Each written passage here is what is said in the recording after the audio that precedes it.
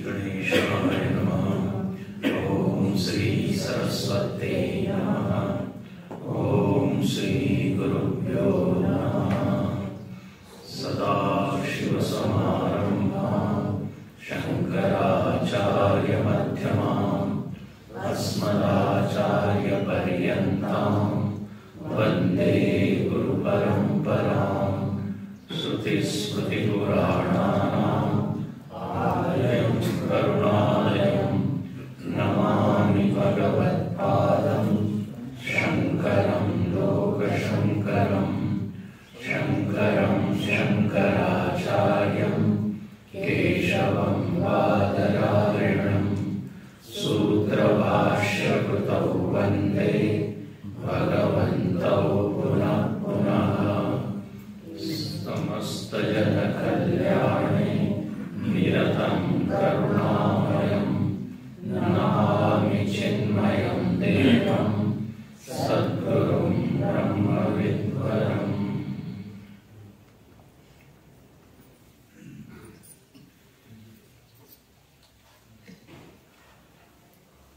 भगवान के श्री चरणों में वंदन करते हुए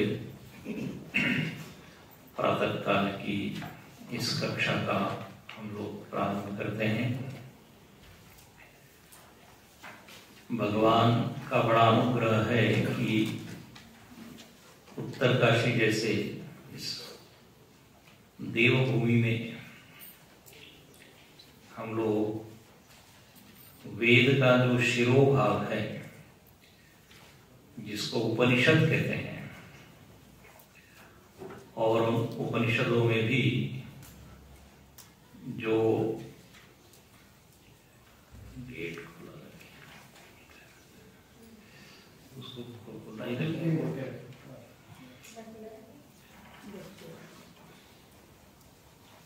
उपनिषदों में भी जो बहुत उच्च स्तर का उपनिषद माना गया वह है मांडुक्य उपनिषद।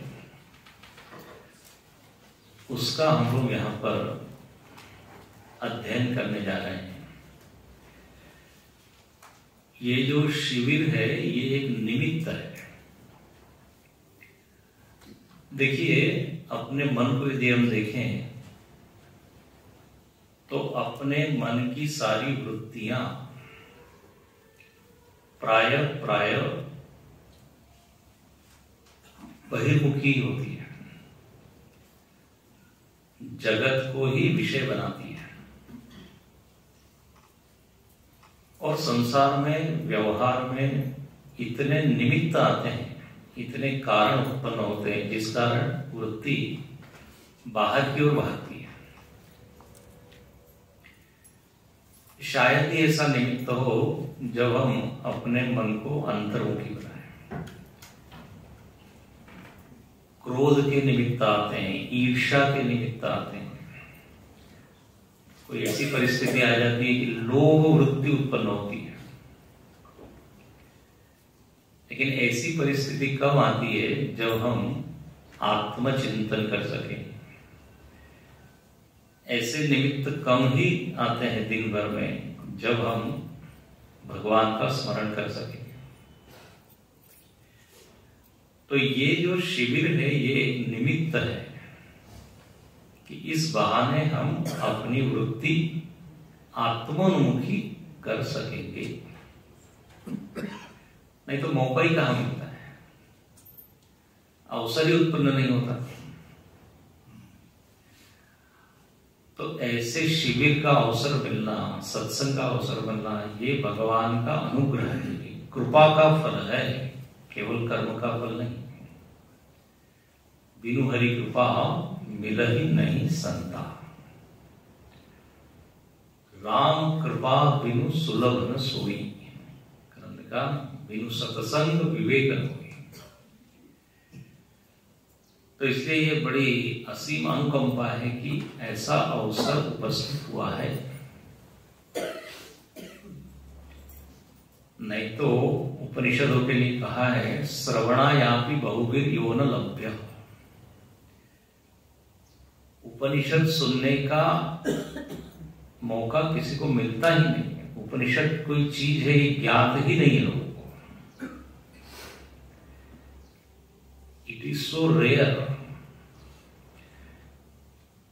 तो भगवान ने हम सब लोगों को क्या किया है? चुना है। He chose us, selected us। कृपा है कि नहीं?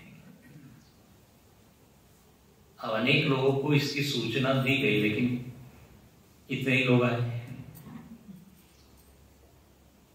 भाग्य को। अब उपनिषद को हम श्रवण करने जा रहे हैं। उपनिषद का आप में से कई लोगों ने उपनिषद पढ़े होंगे, सुने होंगे, उपनिषद से परिचित होंगे कई लोग, लेकिन कई लोग ऐसे भी हैं जिनको उपनिषद का परिचय नहीं है। और परंपरा यह है कि विषय में प्रवेश करने के पहले ग्रंथ का थोड़ा सा परिचय होना चाहिए कि जो हम पढ़ने जा रहे हैं वो क्या है।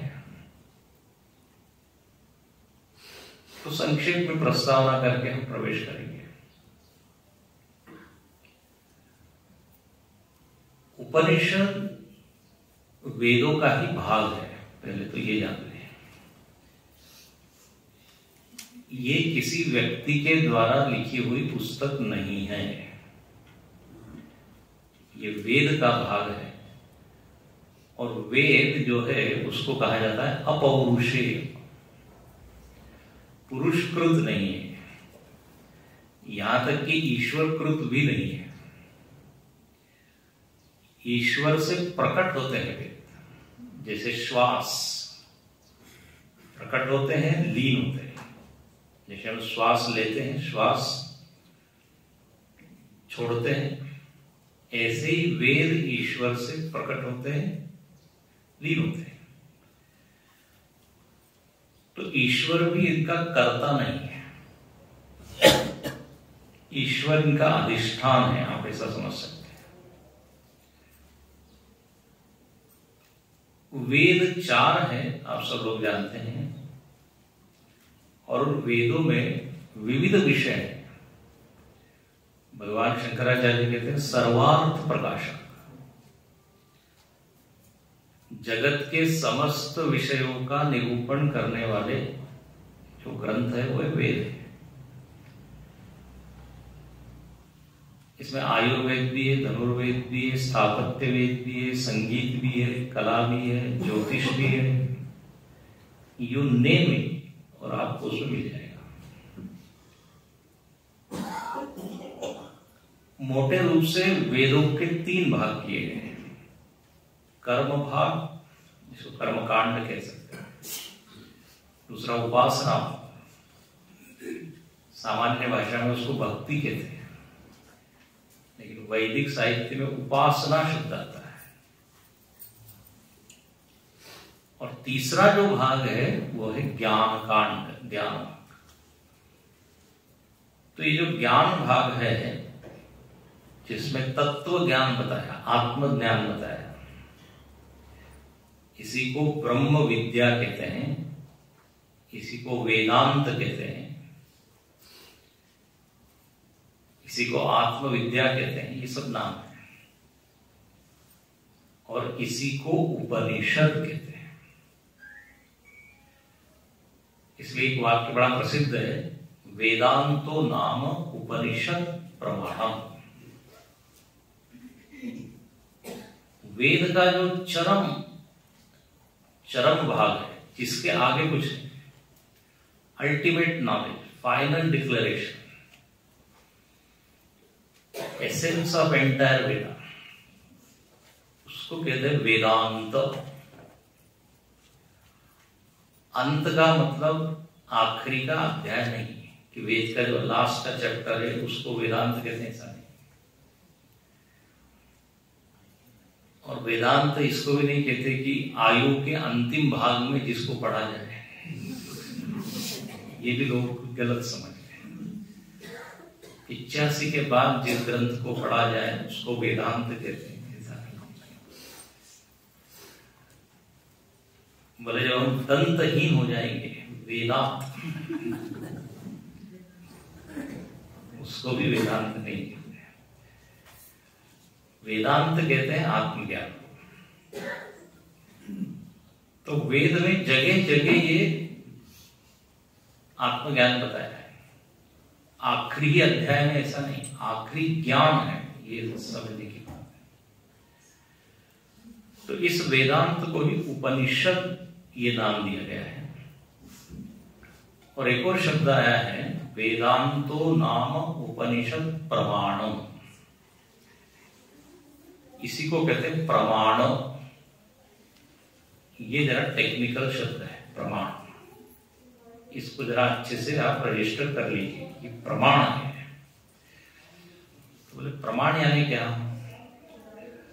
तो सामान्य व्यवहार में जो प्रमाण शब्द का हम प्रयोग करते हैं वो बिल्कुल आप निकाल दीजिए, वो यहां अर्थ नहीं है। प्रमाण शब्द का अर्थ है ज्ञान का साधन। ध्यान से सुनिए, उपनिषद क्या है? तो बोले ज्ञान के साधन है। तो वो शास्त्रों में प्रमाण साधन के रूप में उसका अर्थ लिया जाता है। थोड़ा और यदि हम बोलते प्रमाकरणम, प्रमाणम, जो प्रमा का साधन है। क्योंकि साधन है, पूछा तो किसका साधन है? बताया साधन है किसका। जैसे कार या बस साधन है, लोग पूछेंगे किसका साधन है?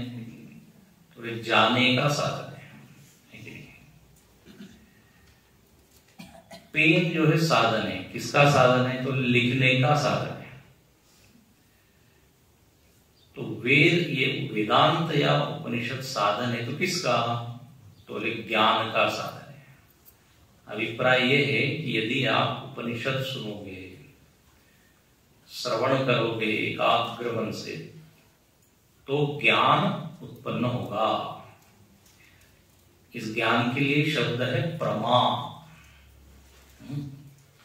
प्रमा उत्पन्न होगी। अब देखो, जब शास्त्रीय चिंतन होता है तो फिर शास्त्रीय भाषा का ही प्रयोग होना चाहिए। शास्त्रीय भाषा में जब आप बोलेंगे तो समझ में ज्यादा है।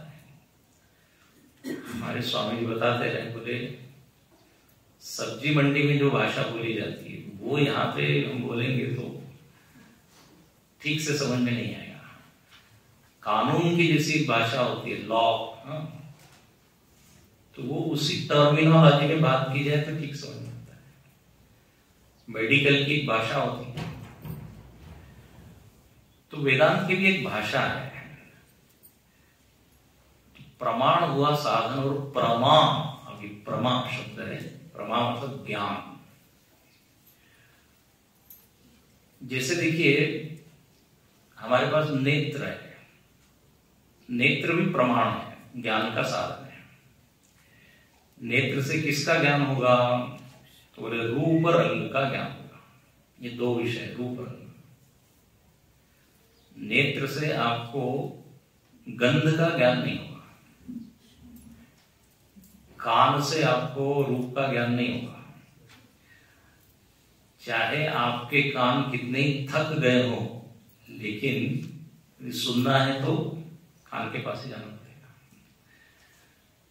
हालांकि कान ये कह सकता है कि मैं सत्संग कर करके थक गया हूं, अरे आंख जरा तू सुनो। ऐसा नहीं होगा। इसलिए हमारे शास्त्र में एक वाक्य आता है, स्व विषय शूराहा।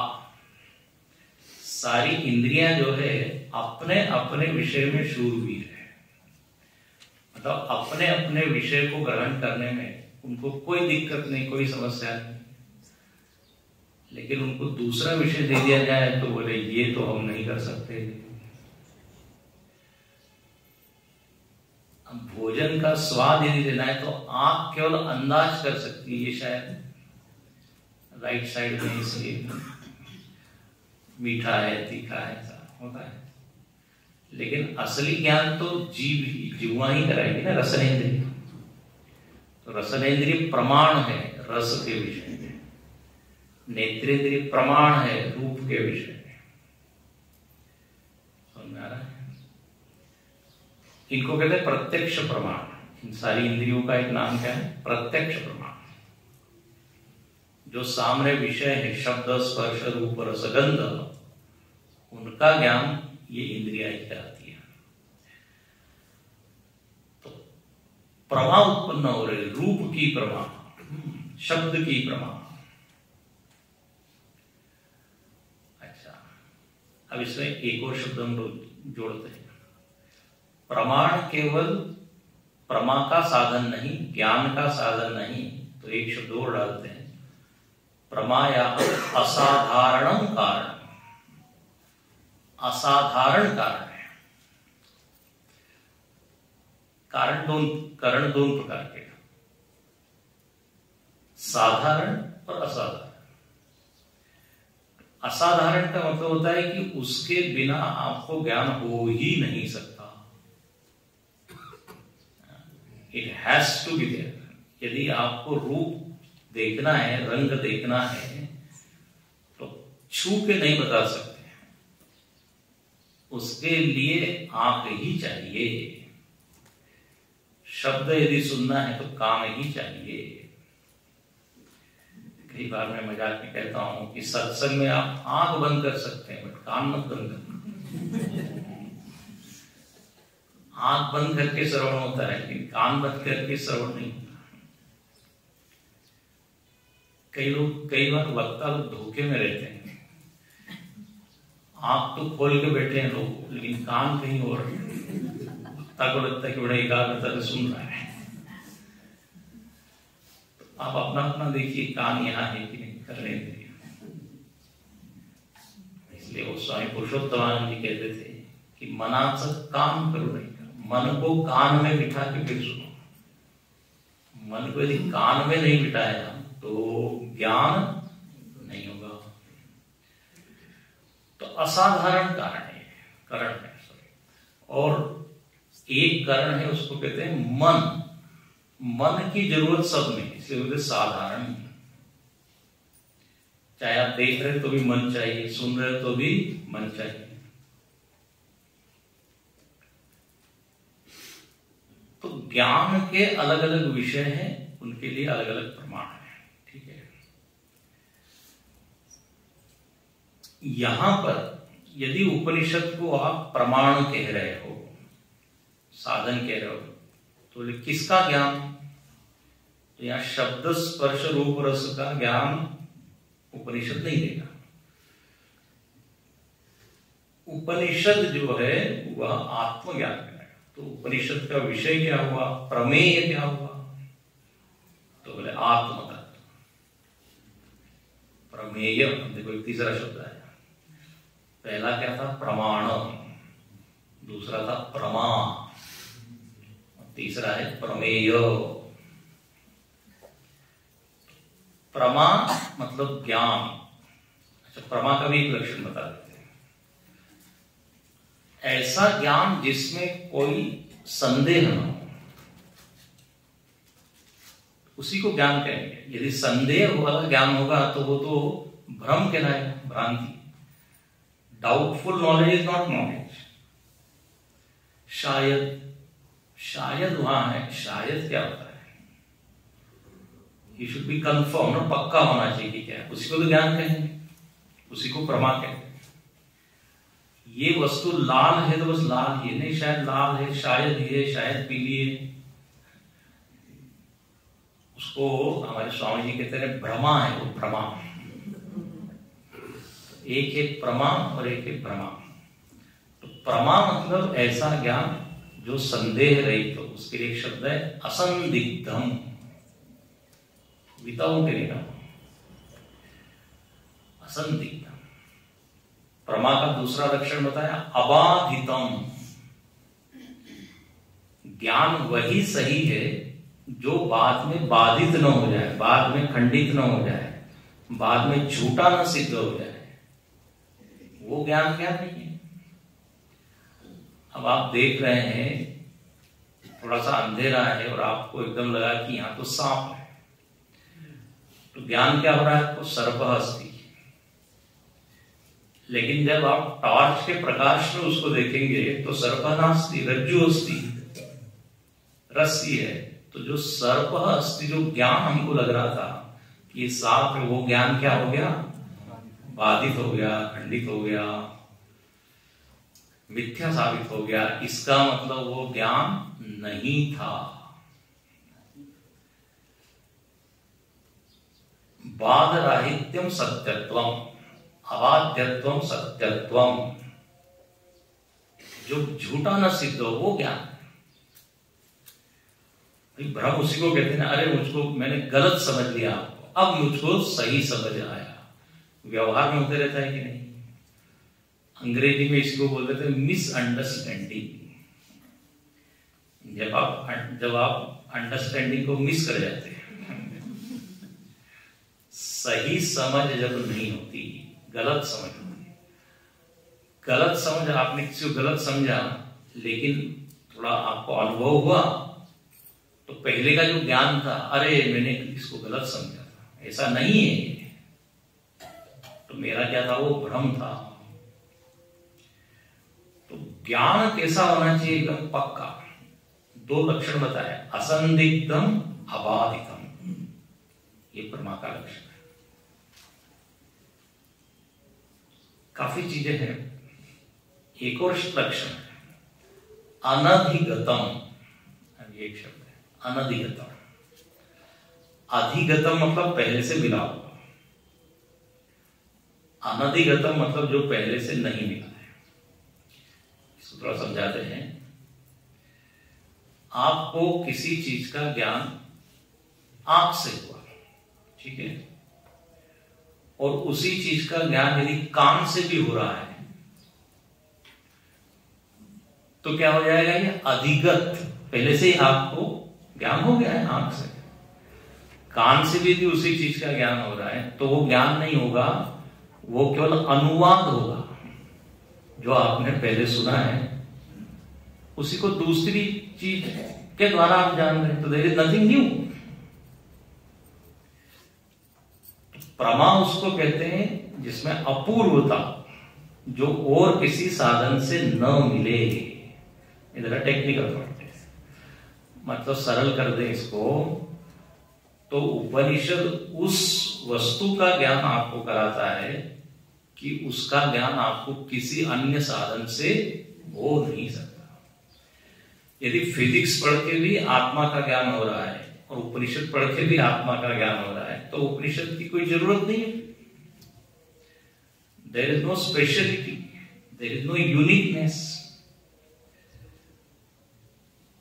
प्रमा का लक्षण बताया कि प्रमाण के द्वारा ऐसा ज्ञान उत्पन्न होता है जो अन्य किसी साधन से नहीं होता।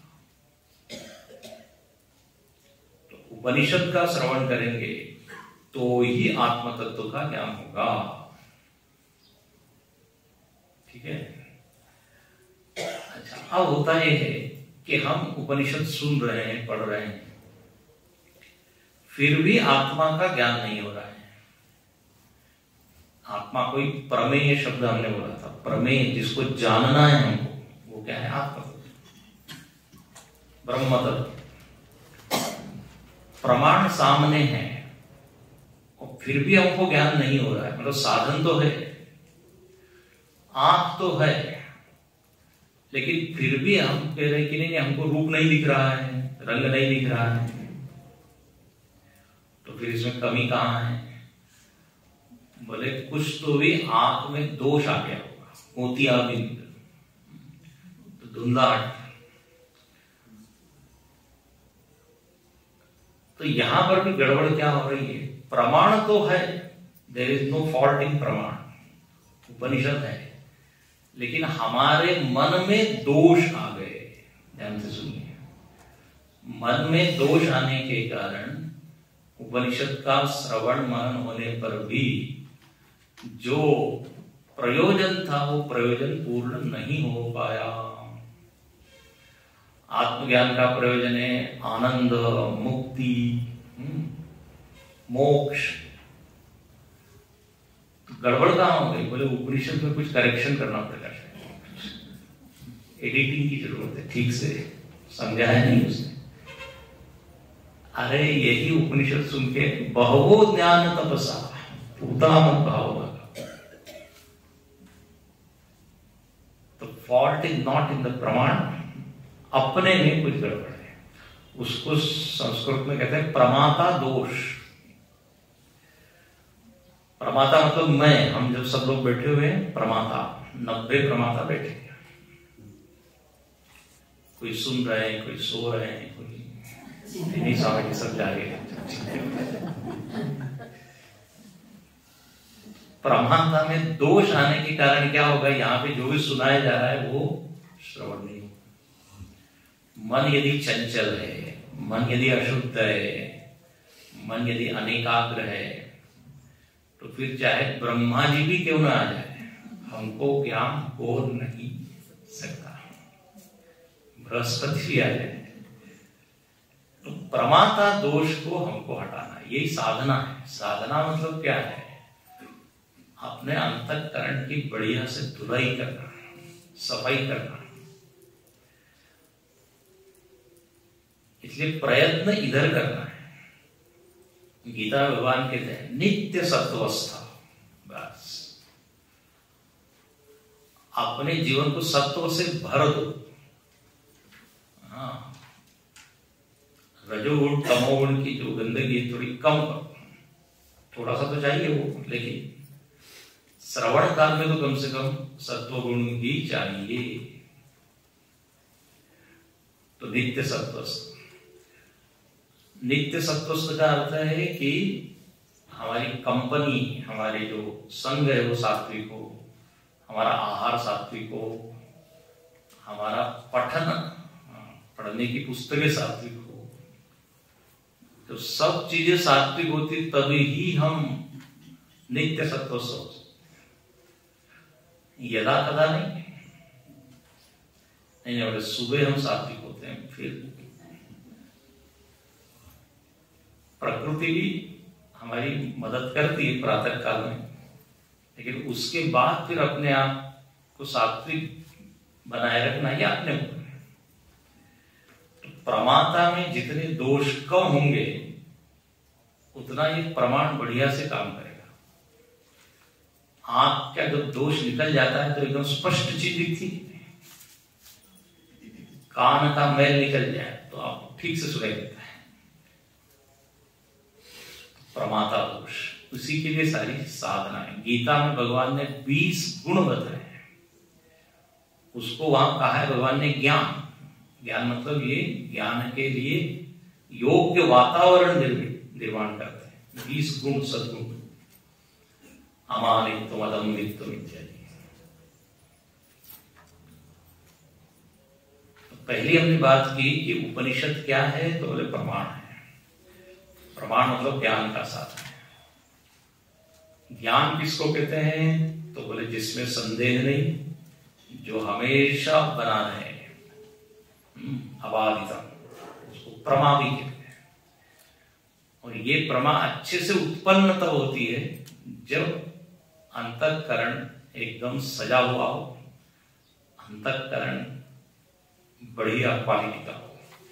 ऐसे कचरे क्वालिटी वाला मन से नहीं समझ में आता, इसमें सारे विकार भरे और उसमें आत्मा का भी ज्ञान हो जाए धीरे से, नहीं होता। इसलिए बार बार जोर क्या दिया गया है? विकार से हटा, मन को मुक्त। ठीक है, अब ये दो चीज हो गई। अब प्रमाण, प्रमा और प्रमाता, तीन चीजों की चर्चा।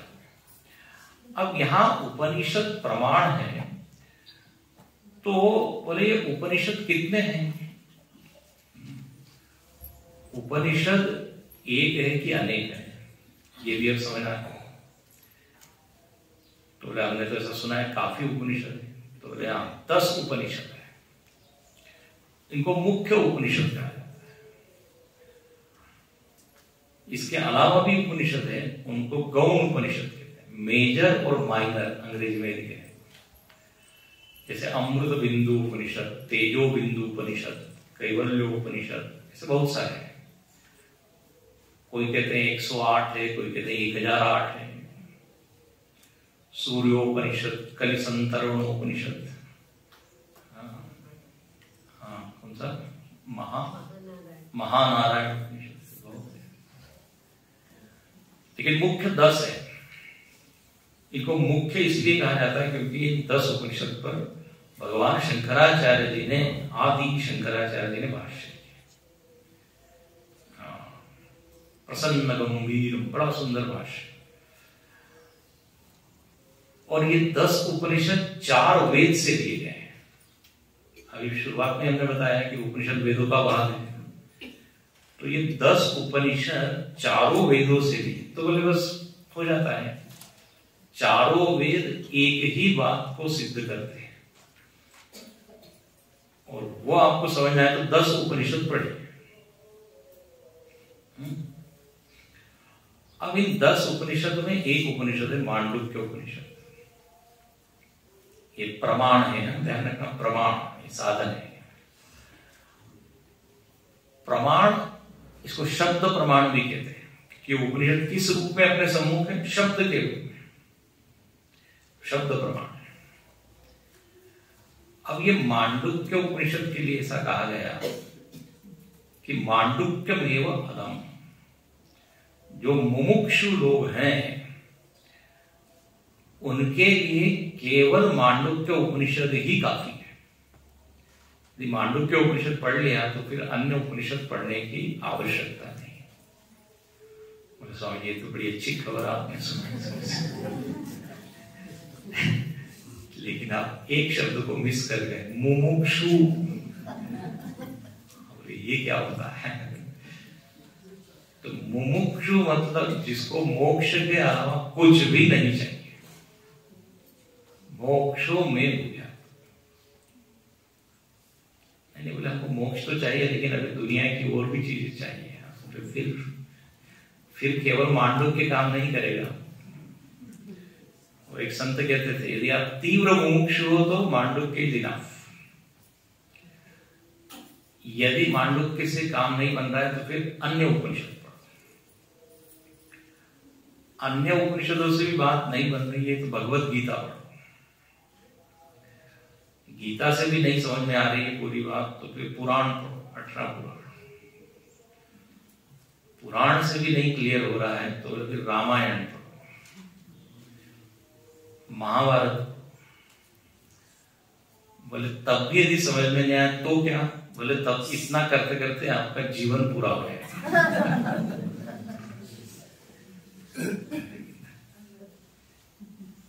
एक पुराण पढ़ने में कितना समय? तो मांडुक्य की ऐसी ख्याति है, ऐसी प्रसिद्धि है। तो अब यहां करना क्या है, जितनी मुमुक्षा तीव्र होगी उतना ये ग्रंथ समझने में आसान होगा। मुमुक्षु का मन क्या है, अन्य विषयों से खाली है, एक ही चाहिए उसको, अनन्य, अन्य नहीं चाहिए उसको। तो मुमुक्षु के लिए तो अमृत है। अच्छा, यह उपनिषद अथर्ववेद में प्राप्त होता है। अच्छा, ये उपनिषद शब्द जो है ना, संस्कृत में स्त्रीलिंगी शब्द है। हम लोग भले भले उपनिषद, हाँ, उपनिषद ग्रंथ के रूप में करो तो पुल्लिंग हो जाएगा, लेकिन ये उपनिषद मिलती है, कहाँ मिलती है? तो बोले अथर्ववेद में प्राप्त होती है।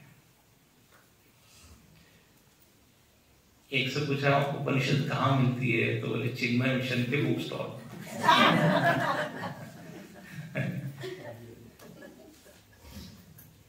अरे बाबा, आपको तो प्राप्ति का स्थान है, इसका मूल कहाँ है?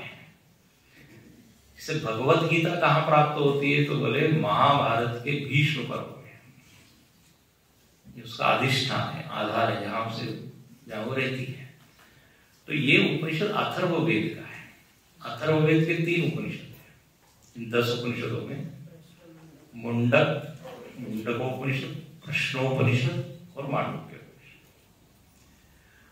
अच्छा, जरा नाम भी आप ठीक से पकड़ लीजिए। समझ लीजिए, कई लोग मुंडक और मांडुक्य को एक ही कर देते हैं। हाँ हाँ, मुझे शिविर में गए थे, सुना है ये, और वो उन्होंने मुंडकोपनिषद सुना होता है। मैं मजाक नहीं कर रहा हूँ, they get confuse. Mundaka Mandukya सब एक ही तो है। यहां तक कि भगवत गीता और भागवत उसको भी एक कर देते हैं। तो ये मांडुक्य उपनिषद है। दूसरा इस अथर्ववेद का उपनिषद मुंडक उपनिषद। तो अथर्ववेद की ये मांडुक्य है। अच्छा, और ये 10 उपनिषद में सबसे छोटा उपनिषद है। इस उपनिषद में केवल 12 मंत्र है। इसको कहते हैं लघु कलेवर। कलेवर मतलब शरीर होता है, आकार होता है, एकदम लघु है। 12 मंत्र है केवल इसमें। लेकिन महाराज इसकी डेप्थ, इसकी गहराई बहुत है। इन 12 मंत्रों को समझाने के लिए शंकराचार्य जी के दादा गुरु श्री गौड़ पादाचार्य जी, उन्होंने 215 श्लोक लिखे। उसको कहते हैं कारिका। हम आगे बताएंगे आपको कारिका। हाँ, तो देखिए कितने गंभीर। 12 मंत्र है इसमें। अब उपनिषदों के नाम आप देखते हैं अलग अलग हैं। ईशावास्योपनिषद, प्रश्नोपनिषद, तैत्तरीय उपनिषद। हर उपनिषद का एक अलग नाम है। हालांकि ज्ञान सब में एक ही है, ध्यान से सुनिएगा। तो बोले नाम भेद क्यों है?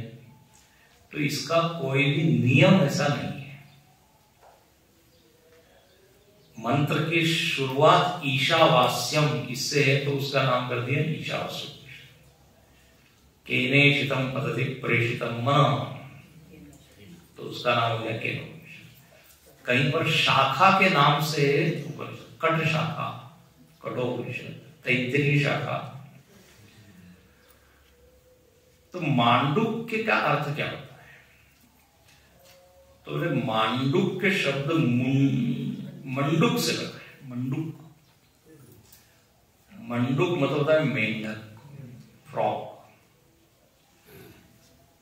तो बोले जो मंडुक के वंश में उत्पन्न हुआ, मंडुक से जो संबंधित है, वो क्या होगा? मांडुक्य। तो बोले ये मेंढक यहां कैसे क्या आ गया?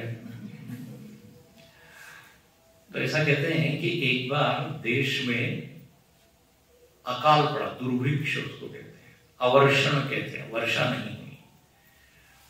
तो वशिष्ठ ऋषि ने कहते हैं वृष्टि सूक्त का गान किया। वृष्टि सूक्त, और जब वृष्टि सूक्त का निर्माण उन्होंने किया तो जमीन में से आवाज आई, टर टर टर। तो वशिष्ठ जी ने ये समझा कि ये शुभ शकुन है, क्योंकि मेंढक कब प्रकट होते? वर्षा ऋतु में। तो बोले ये अनुमोदन कर रहे हैं हमारी बात है कि हाँ वर्षा होगी, आपका सुप्त प्रभावी है। तो वशिष्ठ ऋषि को बड़ा अच्छा लगा। तो बोले आपके कुल में मंत्र दृष्टा ऋषि होंगे, ऐसा आशीर्वाद दिया। अब देखो एक कथा है ना, ऐसी कथा आपने सुनी कि तैत्तरीय में, वहां तित्तिर पक्षी जो है वो उस ज्ञान को चुग लेते हैं। तित्तिर से जो बना वो तैत्तरीय के साथ आया। लेकिन इसका लाक्षणिक अर्थ तुम देखेंगे तो मंडुक जो थे उनको आशीर्वाद मिल गया। तो आपके वंश में जो ऋषि होंगे वो क्या होंगे? बड़े ज्ञाता होंगे, मंत्र दृष्टा होंगे। ऋषि कहते हैं उसको जो मंत्र दृष्टा। तो मांडुक्य ऋषि जो हुए वो इस उपनिषद के क्या हुए? दृष्टा हुए।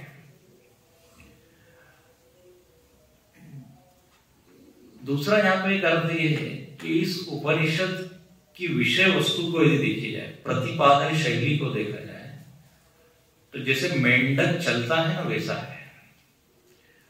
मेंढक जो है ऐसा एक एक कदम आगे नहीं बढ़ता, उछलता है। चींटी चल रही है या दूसरे को कीड़े चलते तो धीरे धीरे चलते हैं। लेकिन ये कैसे एकदम उछल। मांडुक्य उपनिषद में भी हम देखेंगे 12 मंत्र में संपूर्ण विषय की प्रस्तुति हो गई। 4 पाद यहां बताए, 4 कदम, और 4 कदम में हो गया पूरा संपूर्ण ज्ञान। जैसे मेंढक 2 3 4 हो गया, पहुंच गया। इसको कहते हैं मंडूक न्याय। मंडूक न्याय से यहां पर क्या किया है, प्रतिपादन हुआ है, इसलिए भी इसका नाम क्या पड़ा है, मांडूक। हाँ बोले ये जरा थोड़ा ठीक लग रहा है।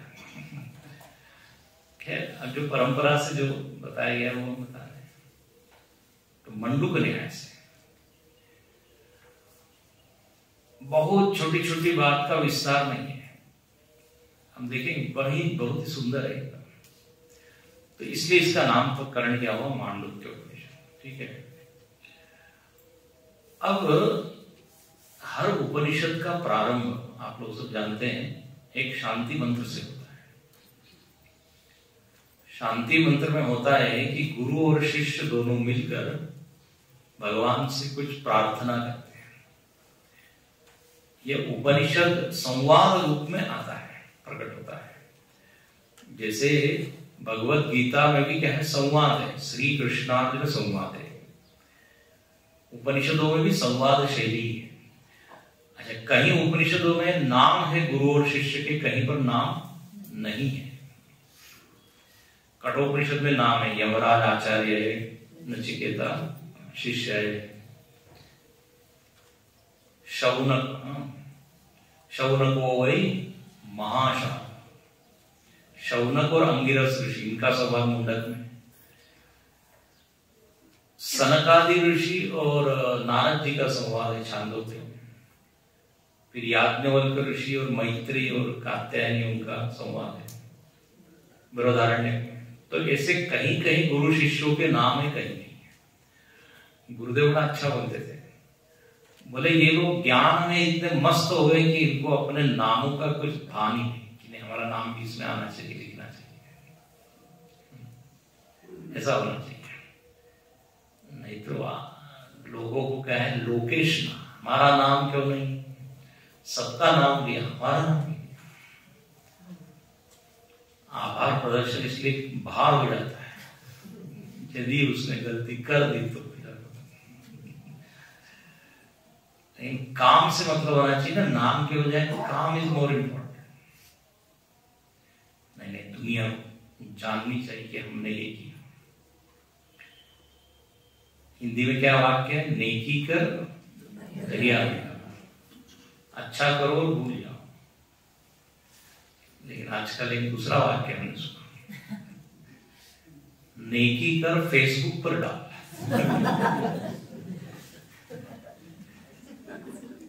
पूरी दुनिया को मालूम होना चाहिए कि हमको छींक आई, उसका ही फोटो डाल। कुछ भी होता, छोटी छोटी चीजें।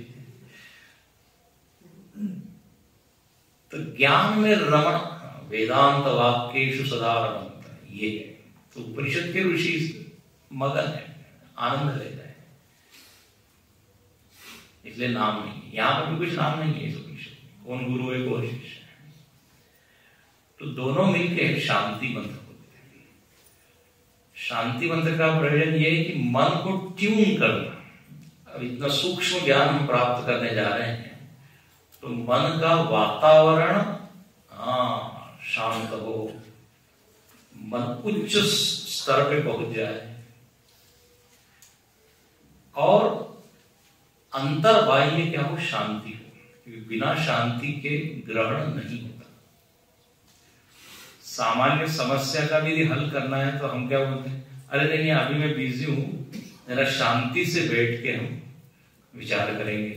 व्यावहारिक समस्या है, यहां तो तत्व की चर्चा है। तो शांति पाठ है, इसमें कुछ मांग की है, मांग। लेकिन हम जैसी मांग करते हैं वैसी मांग नहीं है। हम लोग की मांग क्या है, सुख संपत्ति धरावे, ये हम लोग की मांग है। लेकिन लेकिन यहाँ क्या मांगते हैं तो जरा सुनते हैं इसको। ओम भद्रं कर्णेभिः शृणुयाम देवा,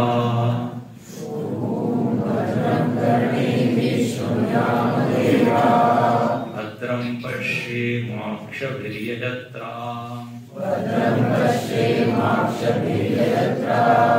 स्थिरैरङ्गैस्तुष्टुवांसस्तनूभिः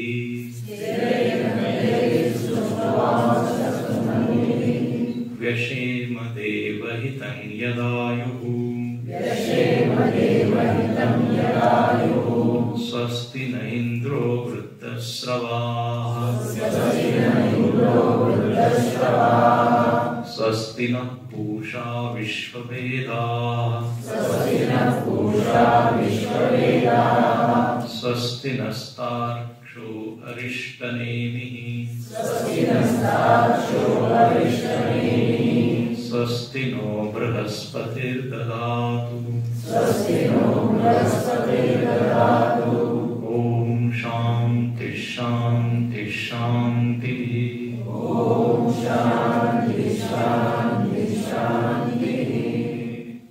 कहते हैं ओम, ओम से शुरुआत है। ओम ये भगवान का नाम है।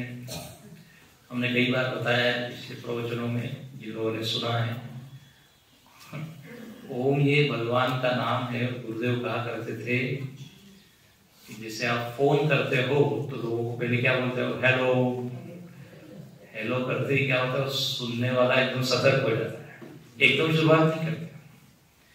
ऐसे यहाँ भी ऋषि लोग भगवान को मानो कि बुला रहे हैं, ओम। भगवान ने कहा ओके बोलो, क्या मांगते हो, ध्यानाकर्षण। ओम जो है भगवान का सबसे छोटा लेकिन सबसे सुंदर नाम है।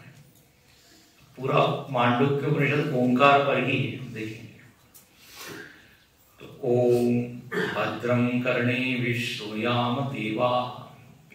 ओ देवाः, सारे देवताओं से प्रार्थना है कि आप कुछ ऐसा करें कि हम कानों से भद्र सुने। क्या सुंदर प्रार्थना है, भद्रम शृणुयाम। हमारे कानों पे जो अच्छे शब्द है, और देखो भद्र जो है ना वो क्या है, ये भगवत संबंधी जो ज्ञान है वही क्या है, भद्र है। तत्व संबंधी जो शब्द है वही भद्र है। भद्र मतलब जिससे व्यक्ति का कल्याण हो, व्यक्ति के लिए जो शुभ हो, उसको तो भद्र। लोग बोलते हैं अरे अभद्र मत बोलो, ये व्यक्ति अभद्र है। तो जो कल्याणकारी है, जो साधक के हित में है, बोले ऐसा ही कुछ हमारे कानों पर है। ध्यान से सुनना, यहाँ पर ये जो प्रार्थना है ये कोई भोगी व्यक्ति नहीं कर रहा है। कौन कर रहा है, उपनिषद का साधन। तो मुमुक्षु, तो जो मुमुक्षु उसकी क्या मांग होगी, बोले मैं ज्यादा से ज्यादा सत्संग, बार बार वर मांगो, हर्षि देव श्रीरंग, पद सरोज अनुपायिनी, भगति सदा सत्संग। ये मांग है। बोले अनुपायिनी भक्ति वो मुझको मिले, तो भक्ति के बारे में कुछ सुनने को मिले। बार बार मांगता हूं, बोले एक दिन मिले ऐसा नहीं, सदा सत्संग। देव सदा, यदा कदा नहीं, सर्वदा। ये यहां पे मांगे भद्रम, अच्छा शुभ। भगवान से मानो कि ये कह रहे हैं, ये मुमुक्षु लोग, गुरु लोग, कि आपने कान तो दिए हैं, लेकिन कान की जो अच्छी सामग्री है वो भी दीजिए। ऐसा कुछ संयोग बनाइए, है ना, ऐसी कुछ परिस्थिति बनाइए कि हमारे कानों में अच्छा अच्छा। इसलिए महाराजा पृथु ने 10,000 कान मांगे हैं, 10,000 कान। जानते हैं भागवत में मतलब ये कि 10,000 कानों से जितना सुन सकते हैं उतनी शक्ति मेरे ही 2 कानों में आ जाए। क्या सुंदर बात है। भद्रम करणे। अच्छा, जो भी हम सुनते हैं उसी के अनुसार मन की निर्मिति होती है। मन को बनाने वाला कौन है? तो ध्यान, कान से मिलने वाले जो शब्द है, जो विचार है, श्रवण से ही देखो विचार अंदर घुसते हैं। किसी व्यक्ति को हम समझते हैं सुन के, गलत समझते हैं वो भी सुन के। मंथरा ने कई के कान भर दिए, हो गए ना गड़बड़। अब जिस राम जी को इतने दिल से प्रेम करती थी, उसी राम जी के प्रति ऐसा मांग लिया कहीं। तो ये देखिए, राग द्वेष की उत्पत्ति ये कानों से होती है। इसलिए दुर्गा सप्तशती में जो मधु कैटव नाम के जो दुर्ग है ना राक्षस, वो राग द्वेष के प्रतीक है। भगवान विष्णु के कर्ण के मल से वो उत्पन्न हुए। विष्णु कर्ण मलोद्भूत, तो उसका ये मल है, मलिनता है, राग द्वेष। जितने कान से अंदर जाएंगे उतने ही मन में जो है विकार आएंगे। तो इसलिए क्या सुन रहे हैं, ध्यान से सुनिए, ये बहुत महत्वपूर्ण है। हमारे स्वामी जी कहते रहे कि कान को आप डस्टबिन मत बनाइए, और कोई भी आके कुछ भी सुना रहा है हम सुन रहे हैं। यदि कुछ गड़बड़ सुना रहा है तो या तो उसकी जीभ खींच लीजिए, ऐसा लिखा है, या वहां से हट जाइए, दो काम कीजिए। तो भद्रम करने, अंतःकरण को सजाना है तो इनपुट ठीक होना चाहिए ना, इनपुट, इनलेट या इनपुट। हम देखते हैं बच्चे लोग अचानक घर में आ रहे हैं, एकदम सिनेमा का गाना गा रहे हैं। माता पिता का आश्चर्य होता है, हमने तो कुछ इनको दीक्षा नहीं दी, कहां से ये? मालूम पड़ता है उनके मित्र मंडली उसे श्रवण किया है, हो गया ना। तो इसलिए सुंदर मन उच्च स्तर पर ले जाना है तो भद्रम सुनियाम। भगवान ऐसा कुछ सहयोग करे कि सत्संग मिलता है। फिर पश्येम अक्षभित भद्रम, आंखों से भी ऐसा कुछ हो जाए कि हमको अच्छा ही दिखे। अब यहां अच्छा का अर्थ क्या है? जो साधना के अनुकूल है उसको भद्र करेंगे, ठीक है ना। क्योंकि अच्छा शब्द ऐसा, बट व्हाट इज अच्छा? अच्छा मतलब अच्छा, सबके लिए सब चीज अच्छी नहीं होती, सबको सब चीज अच्छी नहीं लगती, बड़ी अपेक्षित चीज है ना। तो सबको मिठाई अच्छी नहीं लगती, सबको नमकीन अच्छी नहीं लगती। तो बोले नहीं, यहां अच्छे का अर्थ है एक ही पैरामीटर है, एक ही उसका मापदंड है कि इस कारण से आपकी प्रगति होगी क्या, आत्मविकास सहायता करेगी क्या, तो वो बदल रहे। तो बोले ऐसा कुछ हो जाए कि संत का दर्शन हो गए, शास्त्र का दर्शन हो गए, सत्पुरुषों का दर्शन हो गए, बस दर्शन करते ही वैराग्य जाग जाए, भक्ति क्या है समझ में आ जाए। तो बोले बस आप ऐसा कुछ। भद्रम पश्येम अक्षभी, आंख से केवल बस मैं क्या दूरदर्शन ही देखता हूं, ये नहीं। देव दर्शन में जो सहायक है वो सब बदल रहे हैं, अच्छी बात। अब गांधी जी ने इसी को दूसरे ढंग से कहा, बुरा मत देखो, बुरा मत सुनो। उपनिषद इसको सकारात्मक, भद्र देखो, भद्र सुनो। तो ये तो हो गई बात इंद्रियों की। अब दूसरी पंक्ति में शरीर की बात करते हैं। स्थिरैरंगैः स्तुष्ट्वान् सस्तनूभिः, बोले हमारा शरीर कैसा हो, स्वस्थ, तबीयत अच्छी हो, अंग स्थिर हो, सुव्यवस्थित हो, दृढ़ हो, कमजोर हो। लेकिन यहां पर ऐसा नहीं कि हम पहलवान बन जाए, ये नहीं मांगा है, बलवान हम हो ये मांगे, ना पहलवान। आपको क्या मसल्स वगैरह कर रहा है तो फिर जाइए जिम में, वहां पे जाते हैं ना, मतलब वो यहाँ नहीं करना है। मुझको ऐसा शरीर दीजिए ताकि मैं ध्यान कर सकूं, ताकि मैं श्रवण कर सकूं। श्रवण मनन में ये शरीर बाधा न बने, बस। देखिए, स्वस्थ शरीर का लक्षण क्या है मालूम है? कि जब हम शरीर को भूल सकें, बस वो स्वस्थ शरीर है। ऐसे सुनिए, जब तबीयत एकदम ठीक होती है तो हमको याद भी नहीं होता कि अपने पास क्या है, शरीर है कि नहीं? इतना लाइट होता है, हल्का होता है। लेकिन उसी शरीर में एक गड़बड़ कुछ हो गया, एक रोग, एक अंग में कोई गड़बड़, तो बार बार वो शरीर याद करेगा, मैं हूं, मेरी ओर ध्यान दो, डॉक्टर के पास ले चलो। तुम ले तो गए थे, लेकिन डॉक्टर ने जो दिया वो खाया नहीं, खाओ। वो जो रोग याद कराता है कि होता है।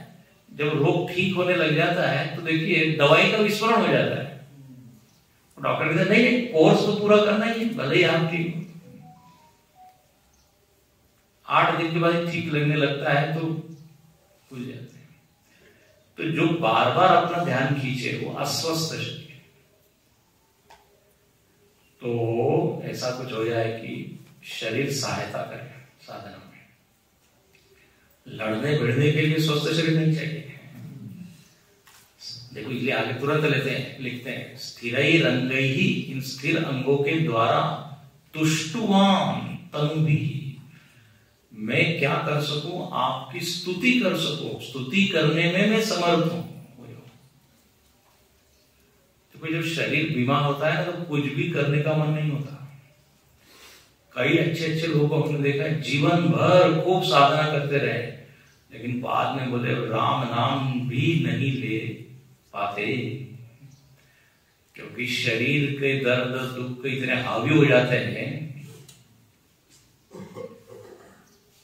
इसलिए मान क्या है, बोले शरीर वैसे तो स्वस्थ रहे, और स्वस्थ शरीर से मैं स्तुति करता रहूं, और वो स्तुति इतनी डीप हो जाए कि जब मेरा शरीर ठीक ना हो तब भी, जैसे ईशावास्योपनिषद में आता है ना, कृतम स्मर कृतम स्मर, बस भले आप में कुछ नहीं कर सकता, लेकिन जो मैंने किया है बस वही मैं स्मरण करती। भूयिष्ठां ते नमः उक्तिं विधेम, बस मैं नमस्कार कर सकता हूं। तो बस इतना मैं मानता हूं कि शरीर इतना कोऑपरेट करे कि हम कुछ कर सके। और देव हितम यदायु, अच्छा हम ये नहीं मानते कि शरीर की आयु खूब हो। यद आयु, बहुत सुंदर, जितनी भी आयु हो वो स्वस्थ हो, अच्छी, और उस पूरे आयु में मैं आपकी स्तुति करूं, भजन करूं, साधना करूं। देव हितम, देव के हित में मेरा ये शरीर समर्पित हो जाए, केवल स्वार्थ के लिए नहीं। आहार निद्रा भय मैथुनम ये तो पशु भी कर लेता है, तो फिर धर्मो ही एको अधिको विशेष। तो शरीर धर्म के लिए स्वाहा हो जाए, समष्टि के हित में। जो देव एक मूर्ति में वही समष्टि में, तो उसके हित में, मतलब उसकी सेवा में मेरा ये सारा समय जाए, मेरी आयु बीते। ये कितनी सुंदर बात है। तो सस्तनु भी विषेम देव हितम यद आयु, देखो यद आयु शब्द का बड़ा अच्छा होता है। न एक दिन कम कीजिए, न एक दिन ज्यादा कीजिए। ऐसा नहीं कि मेरे लिए तो ये शरीर बहुत क्या बोझ हो रहा है, भगवान जल्दी उठा लीजिए उसको, तो प्रार्थना करते हैं। बोले नहीं, जो भी प्रारब्ध है वो हो जाने दीजिए, उसको मैं भोग, क्योंकि जल्दी चले जाऊं तो भोगना तो पड़ेगा यार। तो न तो जल्दी, न तो एक्सटेंड कर दो भगवान, एक्सटेंड। जितना प्रारब्ध में लिखा है वो तो बस, उसके बाद फिर 1 सेकंड भी हम ज्यादा नहीं जी सकते। वो कहते हैं ना, एक व्यक्ति के पास में यमराज आ धमका। यमराज, इस व्यक्ति ने कहा कौन है? मेरा नाम यमराज है। क्यों आए हो? बस नंबर आ गया, ले जाने आए। तो इस व्यक्ति ने कहा कि हमने तो आपको कोई इनविटेशन दिया नहीं था, हम आप ऐसे अचानक कैसे आ गए? तो यमराज कहते हैं मैं इनविटेशन पे नहीं आता, मैं आता हूं और फिर ले जाता हूं। तो वो व्यक्ति कहने लगा महाराज इतना जल्दी? अभी अभी मैंने कल ही नोट गिने, लगभग 50 करोड़ है मेरे पास, अभी तो मुझको एंजॉय करने हैं, मैं कैसे चलूंगा? अच्छा, वो क्या कहता है कि ऐसा कर लेते 50-50 कर देते, थोड़ा आप दे देते हैं तो आप एक्सटेंड कर देंगे। अब देखिए मरने का समय आ गया तब भी निगोशिएशन चल रहा है। उन्होंने कहा चाहे 100 करोड़ दो, 200 करोड़ दो, 1 सेकंड भी ज्यादा नहीं मिल सकता। तो यद आयु, हमको कोई शिकायत नहीं है। गुरुदेव कहा करते थे कि आप अपना बैग एंड बैगेज सब तैयार रखो, यमराज जब दिया तो यस आई एम रेडी। ये विषेम देवहितम यदायु स्वस्ति न इंद्रो वृद्धस्रवा। इंद्र देवता से प्रार्थना है। इंद्रदेव जो है वो हस्तयोर इंद्र, हाथ की जो देवता है वो इंद्र है। तो हे इंद्रदेव आप क्या करें? स्वस्ति, स्वस्ति मतलब सुअस्ति, सुष्ठु अस्ति। सु जो उपसर्ग लगता है वो अच्छे के अर्थ में है। तो बोले इंद्र भगवान अच्छा होने दीजिए, मतलब मेरे हाथ से अच्छे कर्म हुए, ये मेरे हाथ में इतनी शक्ति दीजिए कि मैं लोगों की सेवा कर सकूं। स्वस्ति न मतलब हम सब लोग के लिए, शायद सब लोग मिलकर प्रार्थना। तो इंद्र, फिर स्वस्ति न पूषा विश्ववेदा। पूषा मतलब सूर्यदेव, पोषण जो करते हैं वो है सूर्यदेव। तो सूर्यदेव से प्रार्थना क्या है? आप भी हम पर कृपा कीजिए, अनुग्रह कीजिए, आप भी इस साधना में मदद कीजिए, अनुकूल रहिए। ये सबके साथ आप अनुकूल लगा लीजिए, साधना के अनुकूल वातावरण, साधना के अनुकूल शक्ति, साधना के अनुकूल बुद्धि, वो आप दीजिए। ये सूर्यदेव जो है ना, ये ज्ञान के देवता है, प्रकाश है इनमें। जब भागवत में आप सुनते हैं गोकर्ण आपको कहा गया सत्कर्म की वे, तो कौन सा सत्कर्म करे? सूर्यदेव ने कहा भागवत सुनिए, तो वो धुंधुकारी का क्या होगा? कल्याण होगा। हनुमान जी के गुरु भी कौन है? सूर्यदेव। हम बोलते हैं जय हनुमान ज्ञान गुण सागर। तो प्रश्न है हनुमान जी ज्ञान के सागर, तो ज्ञान मिला कहां से? तो ऐसा कहते हैं सूर्यदेव के पास हनुमान जी गए। बड़ी मजेदार बात है। सूर्यदेव से जब हनुमान जी ने कहा हमको ज्ञान दीजिए, सूर्यदेव ने कहा नो, क्योंकि सूर्यदेव को मालूम है बचपन का मुझे अनुभव है, आप जब छोटे थे तो आप तो सीधे हमको, अब ऐसा शिष्य जो गुरु को ही निकल नारे बाबा हम नहीं सिखा सकते। अच्छा, सूर्यदेव ने बहाना बनाया, बोले देखिए ऐसा है ना, मैं आपको ज्ञान नहीं दे सकता क्योंकि मैं घूमते रहता हूं ना, तो कैसे ज्ञान मिलेगा? तो हनुमान जी कहते हैं कि मैं भी आपके साथ पीछे पीछे चलूंगा। बोले पीछे यदि रहोगे तो ज्ञान कैसे मिलेगा? ज्ञान के लिए तो सम्मुख चाहिए ना, आमने सामने। तो हनुमान जी ने कहा कोई बात नहीं, हम ऐसे चलेंगे, आप ऐसे चलिए, हम ऐसे उल्टे उल्टे चलेंगे। तो गुरुदेव सूर्यदेव ने कहा मतलब आप गुरु के उल्टा चलेंगे? बड़ा अच्छा, इसका अर्थ बड़ा सुंदर है। तो हनुमान जी तैयार है, बोले हम ठीक है, उल्टा चलने के लिए तैयार है। तो ऐसा वर्णन है कि हनुमान जी ने ज्ञान प्राप्त किया सूर्यदेव से। अब ज्ञान के बाद देखिए दक्षिणा दी जाती है, तो बोले दक्षिणा क्या दे? तो सूर्यदेव ने कहा कि त्रेता में जब हनुमान जी तो चिरंजीवी हर काम में है, जब राम अवतार होगा तब सुग्रीव जो है वो मेरे अंश से उत्पन्न होंगे, तो उस समय आप उनकी मदद कीजिए, यही दक्षिणा है। इसलिए आप देखते हैं हनुमान जी सतत सुग्रीव के साथ हैं, और हनुमान जी ने राम जी के साथ मैत्री कराई है ना। तो वह सूर्यदेव जो सबको ज्ञान देने वाला है, सूर्यदेव मतलब ये चमकने वाला नहीं है, इसका जो अनुग्राहक देवता है, इसका जो मालिक है। जैसे ये केवल सूर्य कैसे ज्ञान देगा, भौतिक है। तो सूर्यदेव मतलब वह जो कर्ण के पिता है। चलिए, कर्ण के पिता ये सूर्यदेव नहीं है, ये तो आदि भौतिक सूर्य, आदि दैविक सूर्य। ये इंद्र, चंद्र, सूर्य, वरुण, ये हम लोगों जैसे मानव रूप में देवयोनि, तो ये सारे देवता, उनमें एक सूर्यदेव भी है।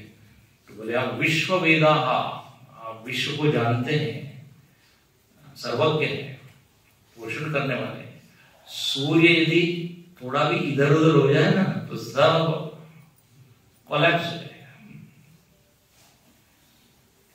भगवान ने भी देखिए ऐसा फिट किया हुआ है, सब डिस्टेंस, दिन रात ऋतु सब ठीक से।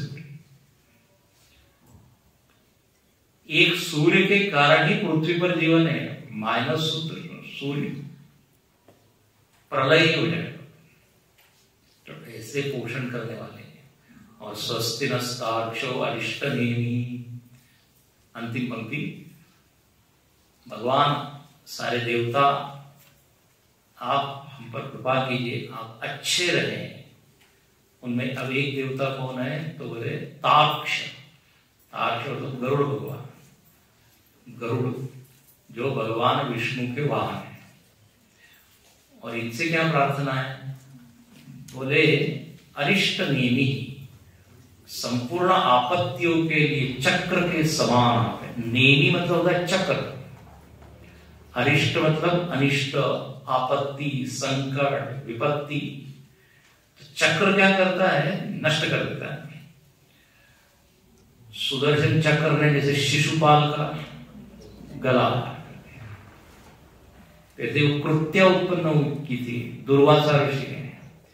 ये भगवान विष्णु जो है ना, अपना चक्र अपने भक्तों को देते हैं, सुरक्षा कवच, Z security, Z plus. Ambarish राजा के ऊपर बताइए दुर्वासा ऋषि भड़क गए, शाप पाप दिया। वो चक्र ने ऐसा पीछा किया दुर्वासा ऋषि, भागते थे। तो ये गरुड़ भगवान सर्प को खाते हैं, सर्प। तो सर्प जैसे एक विपत्ति है, सर्प हमारे लिए घातक है। गरुड़ आप जैसे खा लेते हैं, और जैसे चक्र जो है वो विपत्ति का नाश करता है, तो आप भी सारे संकट बाधाएं उनको क्या कीजिए? खत्म कीजिए, चक्र के समान। स्वस्ति नस्तार्क्ष्यो अरिष्टनेमि। और ये गरुड़ को क्या कहा है? आपने सुना होगा पहले भी, गरुड़ भगवान विष्णु के वाहन है, विष्णु जी को इधर से उधर ले जाते हैं। इसलिए आप देखते हैं हर विष्णु मंदिर के बाहर क्या होता है? गरुड़।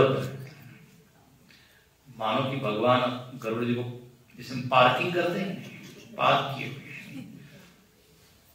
गरुड़, चलो इधर गजेंद्र को बचाने, गरुड़ के ऊपर आरूढ़। इसका बड़ा आध्यात्मिक अर्थ है कि गरुड़ जो है ना, शब्द का प्रतीक है। ध्यान से सुनिए, भगवान जो है अपने हृदय में आते हैं किस वाहन के द्वारा, किस साधन के द्वारा? शब्द के। शब्द के ऊपर आरूढ़ होकर भगवान हृदय में आते हैं, इसे शब्द भी कहा है। और ऐसा कहा है कि गरुड़ जी जब चलते हैं तो उनके पंखों से वेद ध्वनि आती है, वेद मंत्र उत्पन्न। हम लोग के जो विमान चलते तो इतना शोर होता है जो एयरपोर्ट के पास रहते हैं उनको, लेकिन जब गरुड़ जी चलते हैं पंखों से जो वेद, अद्भुत। इसलिए इंडोनेशिया में वो विमान सेवा है, उसका नाम गरुड़ एयरवेज रखा।